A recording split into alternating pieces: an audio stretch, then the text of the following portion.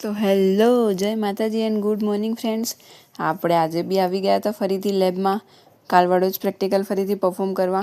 તો જો ગાઈસ, આ ખાણી દસ્તા જેવા તમને દેખાય છે, અમારા લેબના એપરેટસ છે. અમારે લેબમાં આનું યુઝ કરવાનું હોય અમુક વસ્તુઓને મિક્સ કરવા માટે ને એ બધા માટે, ક્રશ કરવા માટે ને એને.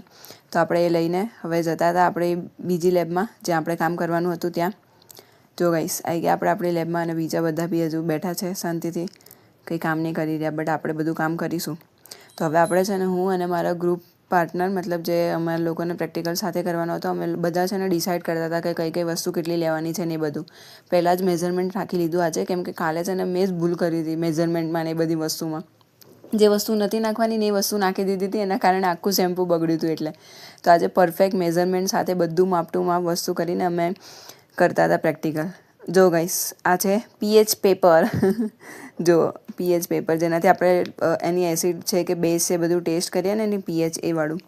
પછી અમે એમાં રોઝ વોટર ને બધું નાખતા હતા, કેમ કે અમે શેમ્પૂ બનાવતા હતા શિકાકાઈનું શેમ્પૂ. તો અમારા બધા ઇન્ગ્રીડિયન્ટ્સ બધા લેવાના હતા, બધા પ્રોપર લઈ લીધા હતા. જો આ છોકરીથી અમારા ગ્રુપની 3rd મેમ્બર છે અને 4th મેમ્બર છે અમારા ગ્રુપમાં, બટ એને આ વ્લોગમાં આવું પસંદ હતું એટલે એને મતલબ એ નથી વ્લોગમાં એમ. તો હવે અમે બધી વસ્તુ મિક્સ કરતા હતા, જોડે વાતો બી કરતા હતા, મસ્તી બી કરતા હતા. લેબમાં કામ કરવાની બહુ મજા આવે, કેમ કે આપણને ખબર પડે કે આપણાથી કઈ વસ્તુ બને છે, કઈ વસ્તુ નહીં બનતી, આપણે ક્યાં ભૂલ કરીએ બધી વસ્તુ. અને જો પ્રેક્ટિકલ સરખું ના થાય તો એની ટેસ્ટ બી સરખી પરફોર્મ ના થાય ને આ તે એની બધી વસ્તુ. એટલે બહુ મજા આવે. કાલે છે ને મેં તમને જે હળદર બતાવી હતી ને એની ક્રીમ બી બનાવી હતી અમે લોકોએ. એ તો કાલે જ બનાવી દીધી હતી, એ ફરીથી નથી બનાવવાની. બટ આજે છે ને આ રહ્યું કાલે જે શિકાકાઈવાળો શેમ્પૂનો જે પ્રેક્ટિકલ બગડ્યો હતો ને આજે ફરીથી કરવાનો હતો. અને ત્રીજો બી એક પ્રેક્ટિકલ આજે આપ્યો હતો મેડમે, ચૂરણ બનાવવાનું હતું કંઈક, આપણે પેલું ત્રિફળા ચૂર્ણ નહીં કહેતા એ વાળું. તો અમે બનાવતા હતા, પણ અત્યારે અમે શિકાકાઈ શેમ્પૂ પર મેઇન ફોકસ આપ્યું, બિકોઝ કે કાલે એ બગડી ગયું હતું અમારા હાથે, એટલે મેઇનલી મારા હાથે. તો જો ગાઈસ, આજે કાલે મેં પેલી કીધી હતી ને ઈયળવાળી હળદર, આ એની ક્રીમ છે. ટેક્સચર તો આમ સારું આવ્યું છે, બટ ખબર નહીં હવે કેવી બની હોય.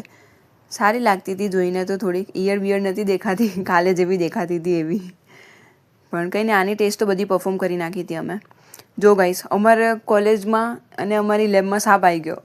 ભલે નકલીનો સાપ હતો બટ આવી ગયો.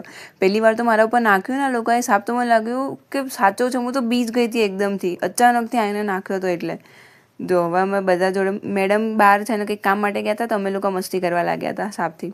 હવે અમે જે શેમ્પૂ બનાવ્યું હતું ને એની ફોમિંગ ટેસ્ટ કરતા હતા કે એમાં કેટલા ફોમ પ્રોડ્યુસ થાય છે. જો ગાઈસ, આ રહ્યું કેટલા સારા એવા ફોમ પ્રોડ્યુસ થતા, મજા આવી હતી.